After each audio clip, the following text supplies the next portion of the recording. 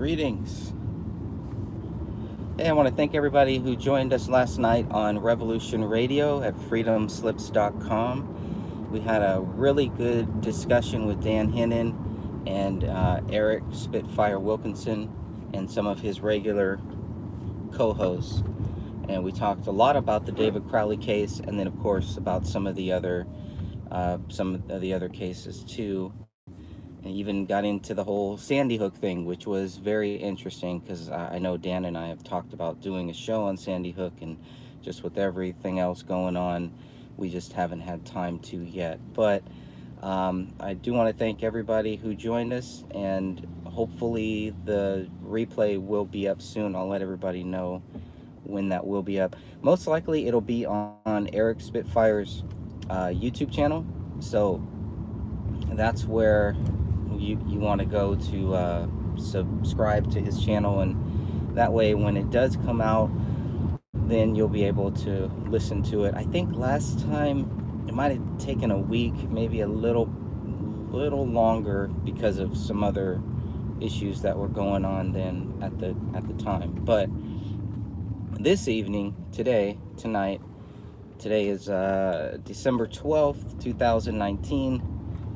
Tonight at 6 p.m. Pacific time. Hey, Bugs, how's it going? Tonight at 6 p.m. Pacific time, we are going live on the YouTube channel that you're watching right now. That's where we will be. And so Sophia will be joining me. Not sure if Catherine and Dan are going to be joining us. But we did a poll in the Justice for David Crowley and Family Facebook group to see what our next topic should be. I think it's at 41 votes for evidence of a staged crime scene. So that's what we're going to be discussing this evening. We're still trying to gather information, and of course, I can always pull up anything on my trusty desktop Linux computer if we need to look for anything. But we're going to try to have a lot of that ready so that we don't have to worry about pulling things up later on. What we're looking for right now is what should we include in this call. We are looking for things that stand out to every member. What stands out as evidence of a staged crime scene? When you look at the photos of the Crowley house, what looks staged to you? And also what looks real would be good too. But tonight's focus will be specifically on the evidence of a staged crime scene. And I do believe that there are a lot of things. I don't know if we'll be able to cover all of them, depending on time. Try to keep these to 1 hour. I don't think we've ever done that once. Maybe once. I think when I did the first one by myself, we did one that was about 48 minutes or so. But this is where we are inviting any of the members for the Justice for David Crowley and Family Facebook group to come onto the call and join us on the actual call. You can also join us in the live chat room if you'd rather do that too. Last time when we had Catherine on, I think we got like up to, at one point we had like 34 people in the live chat room. Not people that were actually chatting, but people that were watching and listening as we were going into the chat. Hey, Patty. Patty says, so much to talk about. Yes, there is so much to talk about. We'll see how far we can get with all of the evidence and all of the different things in the staged crime scene. And I think we'll also do a little recap from last time as well, from the last show. I want to show the images of the skull piece from the last show that we were talking with Catherine. I want to show those images. I think it was Shannon from our group made side by side images, or kind of layered them all so that you have all of the images on one image, like three in one basically. So I want to kind of do a little recap on that. Maybe start doing some things where we just kind of look at the group, the Facebook page, the Facebook group, and then kind of go over some of the latest topics, some of the latest things that are being talked about in the group. I want to get better at doing that, to include that. into these calls as well. And then of course you're always welcome to talk about whatever you want to talk about, bring up whatever you want to bring up. Hopefully it's all related to David Crowley, but sometimes we kind of venture off, and that's okay. We can. That's it, it's a group conference call, so there's nothing right, there's nothing wrong. This isn't about me convincing you. This isn't about you convincing me. This is about, we have ideas. We've looked at this case. You've all looked at this case. You have your own thoughts on it. We want to hear those thoughts. And so that is the general purpose of these conference calls. Now, I moved them over to my most current channel, the Gray Stage YouTube channel. I think I moved started doing live calls there because I could not go live here. But now that I can go live here until YouTube shuts us down, we are going to try to do all of the feature live calls right here. All right, and so I hope everybody can join us for that. Join us in the live chat. I think it'll be a lot of interesting conversations. It always is. There's never been one where I didn't feel like I had learned something new or had to go back and look at something. So these calls have always helped me. I'm happy to do these calls.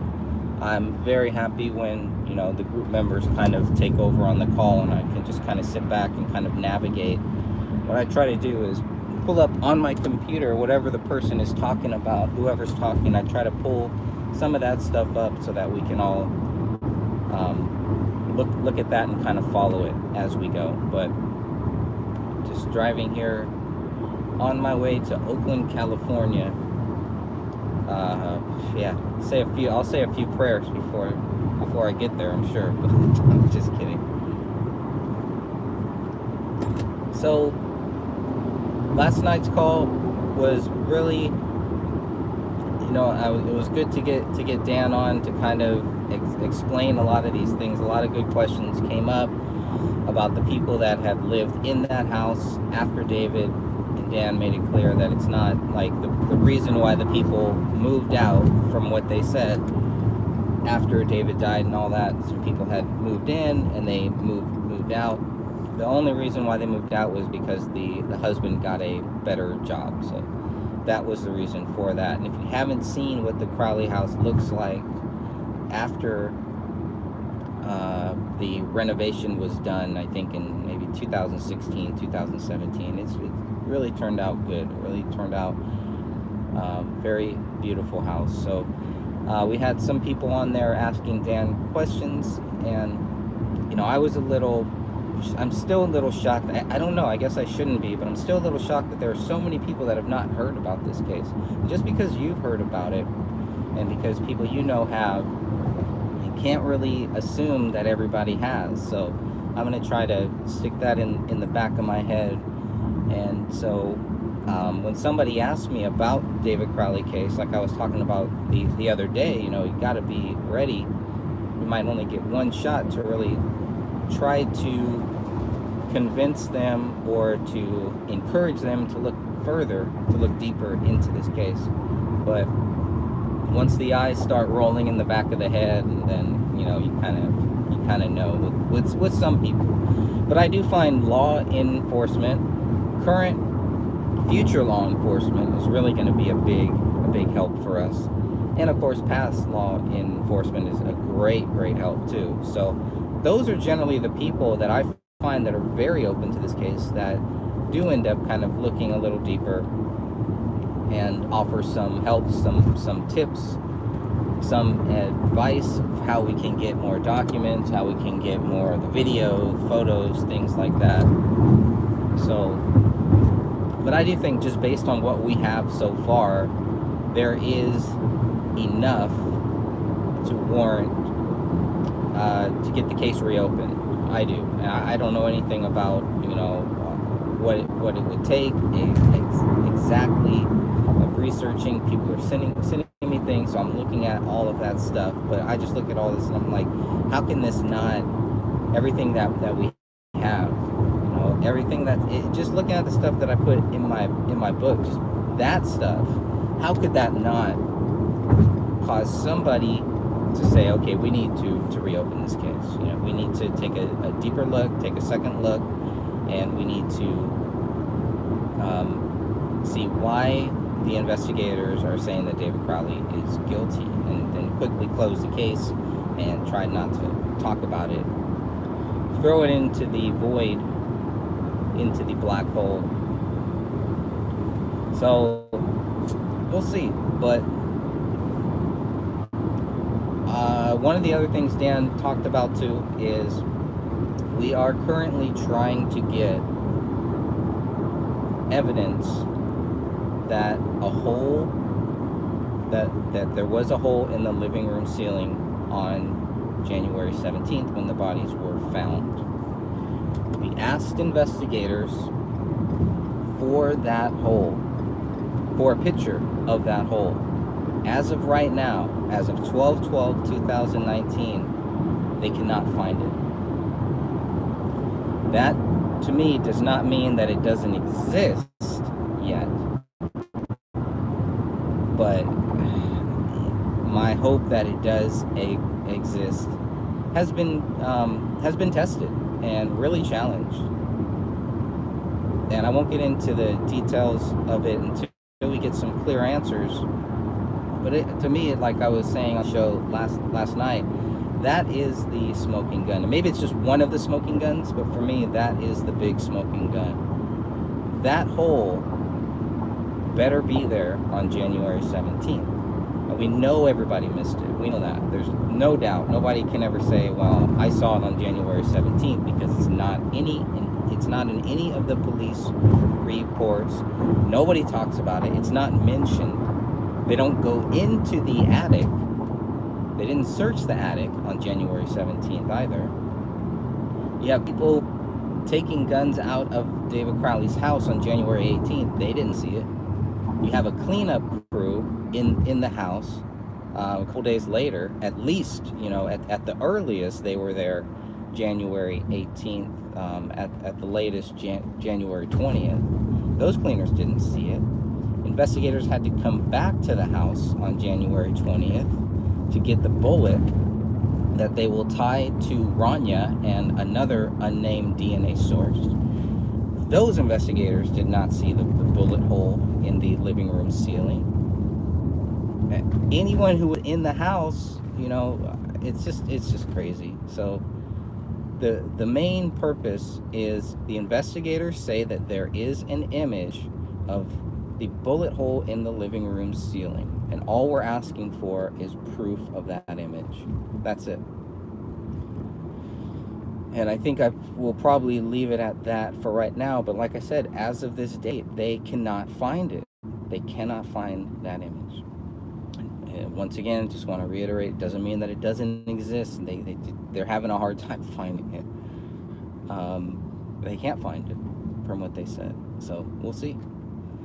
We'll see what happens, because that's, that could be a big help, again, to help us get the case reopened. And you just never know. And we're going to keep trying, and we're going to keep on. I mean, to the family, to the Crowley family, to the Alam family, please help us. Please help us get these clear answers. I know you have the same questions.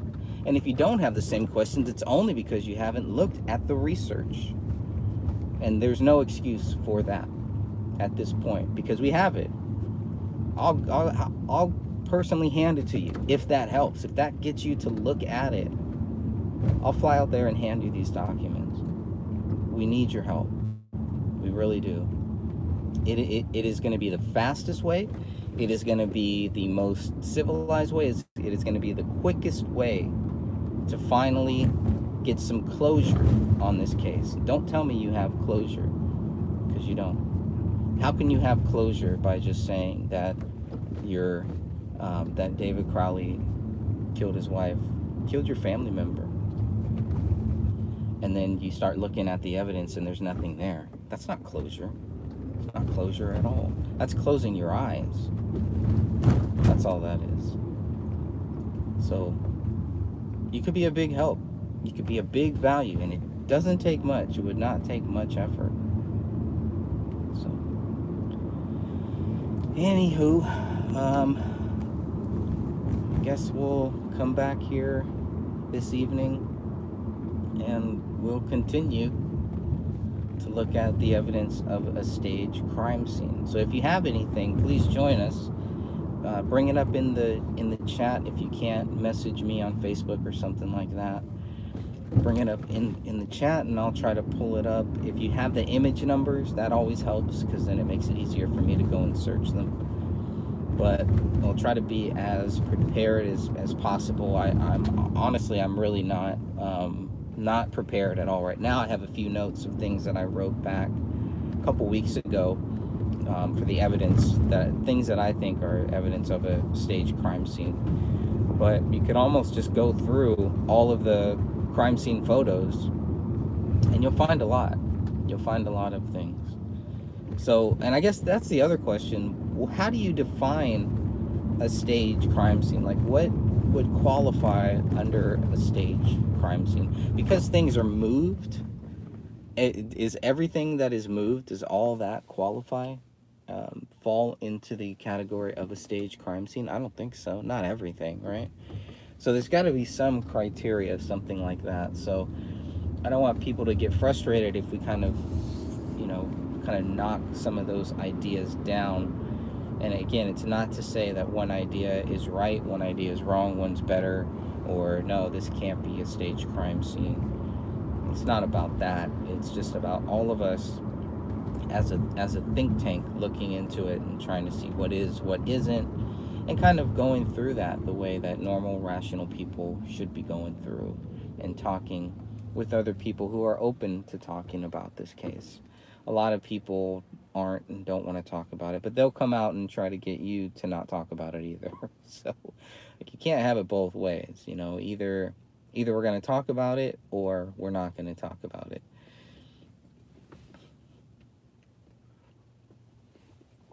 I'm still just sitting at a light here in Oakland, California. I don't have my doors locked. I wonder if I should. Oakland, California is okay in the morning time. It's at night where you want to be careful. Lots of shady characters around here. I can see a few right now. I don't know, man. Coming to Oakland, California used to always give me just a bad, just a very dark feeling. There's just something very evil here. Lots of good people here too, I'm sure, but just this evil presence. Not as bad as San Francisco. Much better to be in Oakland than San Francisco, which is saying a lot.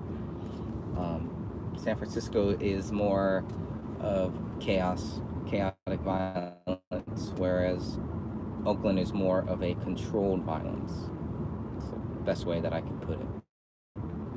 I don't know. I'm just rambling on here. But again, so much evidence of a staged crime scene. I mean, it is the reason why the title of my book is The Gray Stage. It's one of the first things that you think of. It's one of the first things that really sticks out is, wow, this looks staged. And if it walks like a duck, if it talks like a duck, well, you got a duck. So let's go find that duck. Let's see what that duck looks like. Pull out a couple feathers and see how far we can get here. Very, very curious to hear everybody's views on what they think looks staged in this crime scene. We know that there is a lot. We know that there is, there's no conclusion in this case. In this case, it is exceptionally cleared. Exceptionally cleared for what? From what? Bug says controlled violence, aka gang violence. Yeah, gang violence. Lots of gang violence here. But again, they're probably all sleeping right now, so I'm probably safe. I'm probably good. Plus, I got my Bible here too, so I'm all right. It hasn't changed. Oakland hasn't changed too much. They try to clean it up in little parts and little areas, but it's just it's just not working. Not gonna work. So I don't know.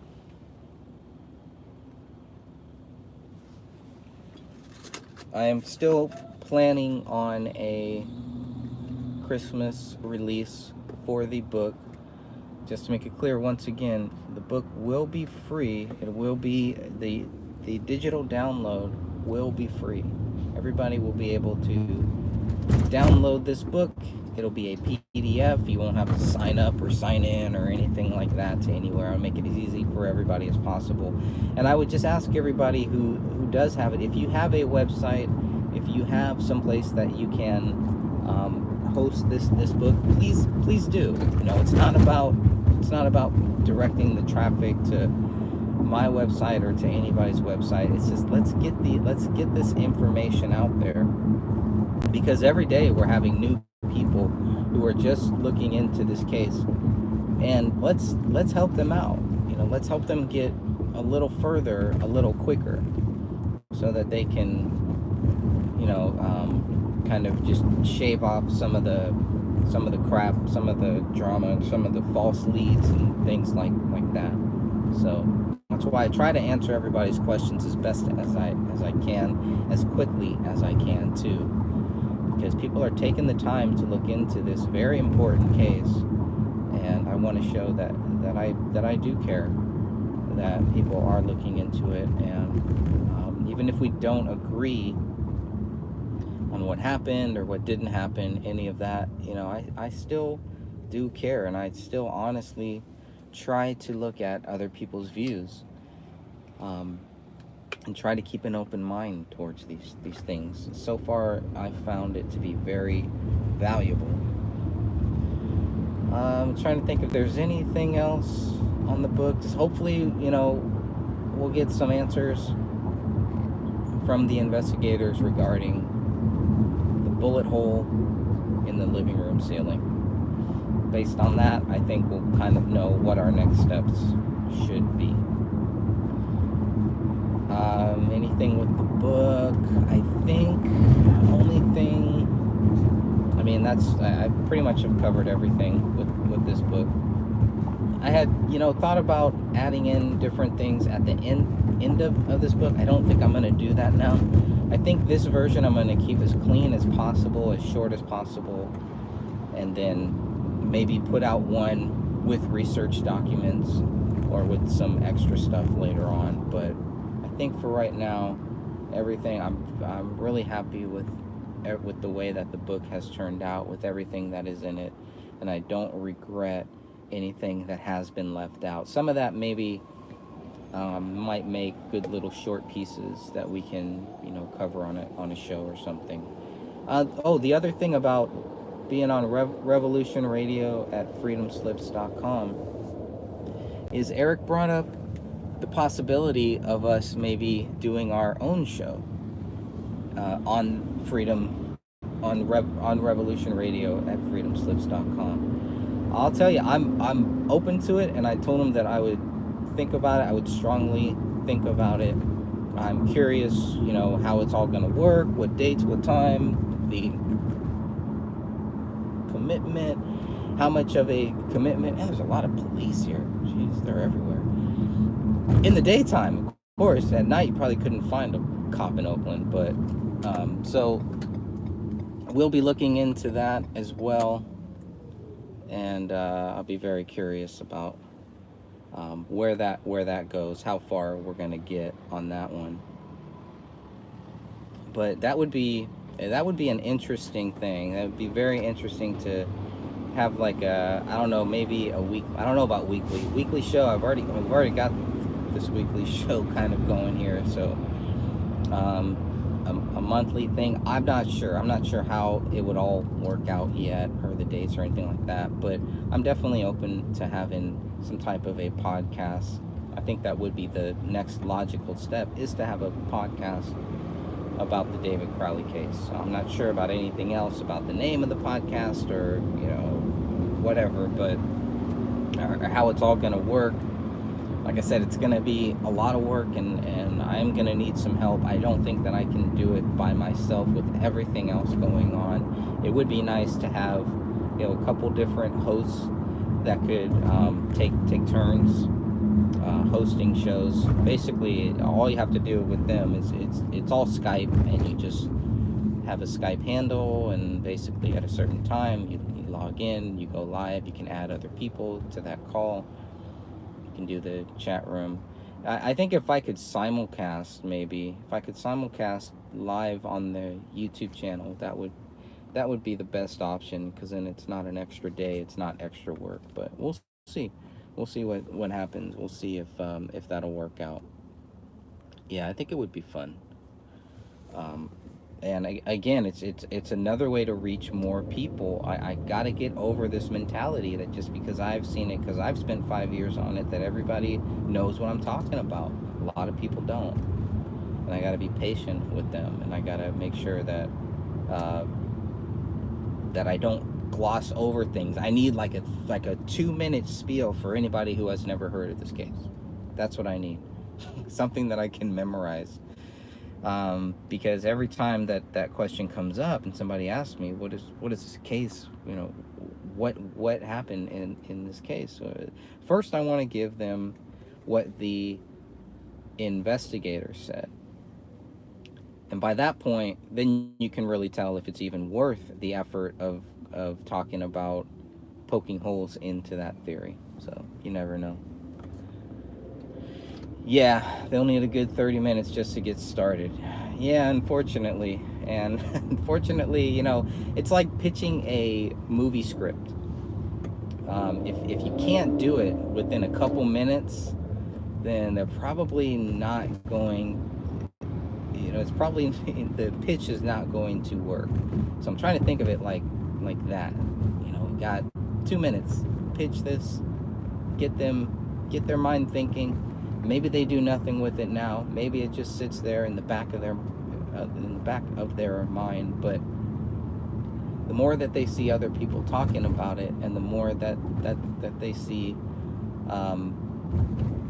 how serious this case is, what it involves, who it involves, then I think hopefully that's where the wheels start moving, and people really start thinking about the different things that could have happened in this case. And I know I get contacted all the time by people asking questions, and even some of the times they're like, you can tell they're I don't know if they're embarrassed to ask the questions, but they're just like they understand that people have probably already asked me this question 50,000 times. And I'll tell you, I don't care. You can ask me a question as many times. I will not get frustrated. I will not get angry with you. I will not belittle you or anything like that, because I've been in the same spot. I know what it's like to get frustrated with some of these talk show hosts and some of these YouTube channels and things like that are just all for like clickbait, and not sincere people, not people that are very nice and humble, and they don't make it all about them instead of about whatever they're talking about. They act like there's some freaking like expert or something on the case. I don't believe in any experts, anything like that. And I'm not worried about who is an expert, who knows more, who knows less. That should not make a difference when I talk with people about this case, whether they know everything or whether they know nothing about this case. It should not make a difference.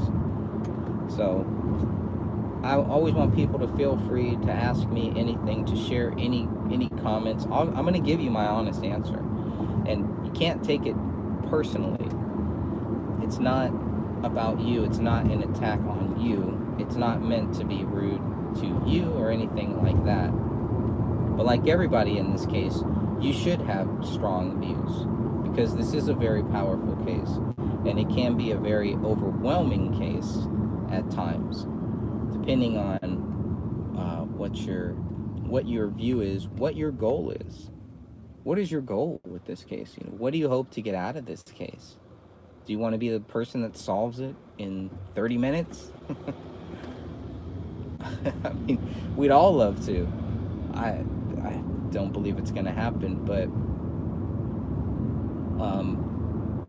yeah, it's fine. It's really the people that try to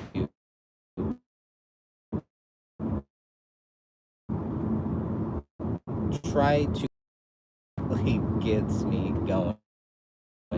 That stuff really still gets me going. The point now where it's just like, it's so laughable that you start to wonder, why would they think this? What is their motivation? Well, the friends believe it. Family believes it. Really, that's it. That's all. And then you can look at all the other stuff that they research, and everything is very thorough and everything is very detailed. But when it comes to this, it's just like, we'll just throw it off of a freaking balcony and not talk about it anymore. It's like, man, this is like we were saying on the show last night on Eric Spitfire's show. Man, it's like this is a slam dunk case. It really is. It is a slam dunk case to just say, wait a minute, you guys know that David Crowley is not guilty. Let's look at the evidence. Look at all of the facts, and one by one, you just start chipping away at these theories and these lies, the misinformation, the disinformation. And it won't take long. I'm hoping that the book, when people read my book, I'm hoping that they'll see that all of that, throw all that stuff out, start all over with this book. That will be the best way, and that's what I tried to do with this book. I had tons of notes. I had tons of different things, and I went through everything. I went back. I made sure I didn't miss anything, any little note that I thought was relevant. And of course, I probably took out about 20 pages total, but I still have it. I still can do something with all that stuff. It's just not relevant to this, to the point that I want to make with this book. It's not relevant to the purpose of this book, really. It's just extra stuff. Some of it is kind of the gossip and some of the things that some of the friends have said that is just like it's toxic, it's tainted, it's out there public. Like, why am I including this in here? Just to do what they did? To confuse people, to throw people off, to put in that little seed of doubt? Like, why give them that chance? So with this book, I've really tried to stick with what the investigators say, with what the documents say, with what the photos say, and tried to focus there. And a lot of the other stuff is what got taken out. And we'll see what we can do with that. One of the things that was taken out was some of the Kenneth Main stuff. And it just, I don't know, just wasn't really necessary, because it's just pretty much what Kenneth Main says, and how laughable it is, how laughable some of that stuff is. And some of the other guys that have made statements and comments that are not true. And I think people do need to know that. But I think if they read the book, they can figure that out too. Because we were told that David's fingerprints were everywhere, his footprints, they were conclusively they could put the gun in David's hand, that it was all his right. None of that was true. None of it. So that's where the question was, okay, were they spreading disinformation or was it misinformation? Okay, Eric is saying the replay from last night's show will be on the Spitfire Sentinel YouTube channel this Friday evening. Awesome. Oh, that's great. Okay. That sounds great. Eric, do you know what time? That would probably be helpful. That would be helpful. Sorry. All right, I'm moving around here a little too much here, so let me just go. I'm going to park so I don't crash. I've pretty much reached my destination without a bulletproof vest in Oakland, California. That's always a good day. That's a great way to start your day off. But Eric says that the replay will be on the Spitfire YouTube channel. Please make sure that you subscribe to that channel. There's a lot of great content on there. A lot of great topics that I am looking forward to. Some shows that I have missed. That's why I have my notifications on, and then I can always go back and I can look at Eric's videos later on. But he's always got some great guests on. He's always got some great co-hosts and just some amazing people. I was hoping Billy would get back on, but I guess he couldn't. But he's another interesting guy too. Speaks about 11 languages or something like that, so that's pretty cool. But let me just go through here before I sign off. You know what, Patty? I did not hear back from Mario, and I've reached out to him twice. Now, he did have some issues with his Facebook, and so maybe that's why. I know Mario has 2 Facebooks, so let me make sure that I have reached out to both of them. But no, I've not heard back from him, and yes, I am getting a little worried that he has not contacted me since. So for anyone who doesn't know, we had Mario on. He is an Italian filmmaker who was making a film very similar to David Crowley's, and he ran into a host of problems with the Masons out there. So if you haven't looked at that interview, I forget which episode of the Gray Stage that was. I think it was like maybe number 145 or something like that, but 145 out of 2 billion basically. But looking forward to seeing everybody this evening live.